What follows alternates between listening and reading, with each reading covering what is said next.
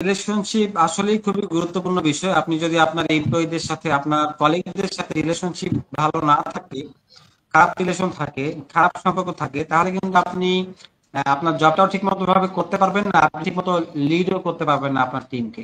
তো ভালো রিলেশন থাকতে হবে, সবার সাথে ভালো সম্পর্ক রাখতে হবে, সবার সাথে হাই হ্যালো রাখতে হবে, কথা বলতে হবে।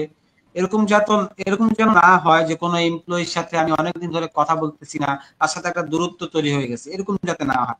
সবার সাথেই দেখা করতে হবে, কথা বলতে হবে, তাদেরকে সাবাসী দিতে হবে, অর্থাৎ সে যে কাজগুলো করতেছে তাকে সেটার জন্য পেইড, কি বলে সেটাকে, আমরা বলতে হবে যে তুমি ভালো কাজ করতেছো, ঠিক আছে, তাদেরকে উৎসাহিত করতে হবে। আমরা যদি উৎসাহিত না করি তাহলে কিন্তু তাদের মোটিভেশনটা আস্তে আস্তে কমে যাবে।